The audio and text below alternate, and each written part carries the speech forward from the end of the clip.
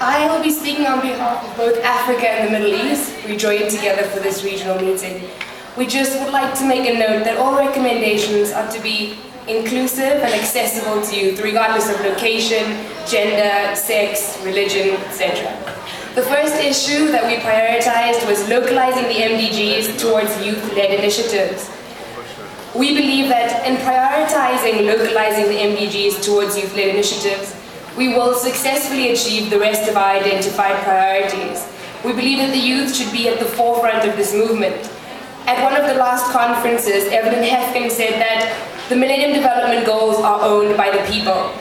And we, as the Africans and the delegates from the Middle East, decided within our regional meetings to take full ownership of these MDGs by dramatically accelerating and scaling up action now.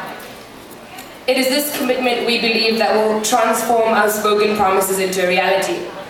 The second priority that we identified was to ensure that environmental policies are inclusive and integrated into institutions, governmental, formal, and non-formal. We feel that sustainable management of the environment is one of the greatest challenges facing us. And in order to face this challenge, sound environmental policies need to be integrated into institutions. In addition to the environmental policies, environmental education is a top priority for us, because we believe that environmental education is a learning process that increases people's knowledge and awareness about the environment, associated challenges, develops the necessary skills and expertise to address the challenges, fosters attitudes, motivations, and commitments to make informed decisions and take responsibility and responsible action to ensure that this challenge is met. We propose to do this through teaching environmental values to young people through a continuum of environmental education, which encourages environmentally friendly practices and lifestyles.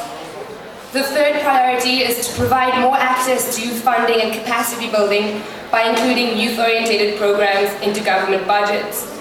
In terms of budgets and funding, we're asking for increased access to funding of youth-led initiatives, transparency, but from both sides, from the funders and the youth recipients, because we believe that through funding, through transparency, we increase trust and are able to monitor the distribution of the funds.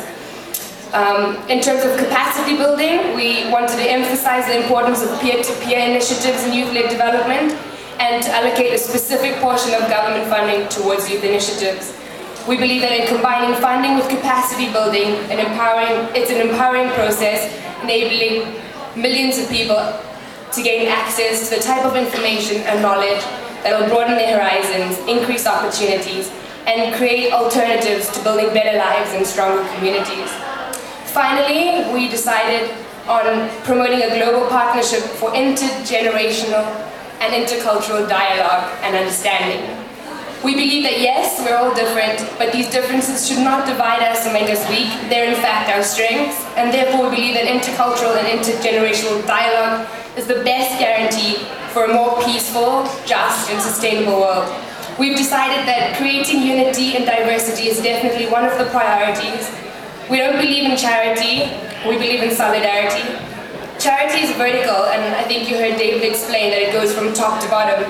But by ensuring dialogue across the board, we're creating a solidarity which is horizontal, inclusive, sustainable, and we're going to do this by sharing ideas, resource transfers, and best practices. Thank you.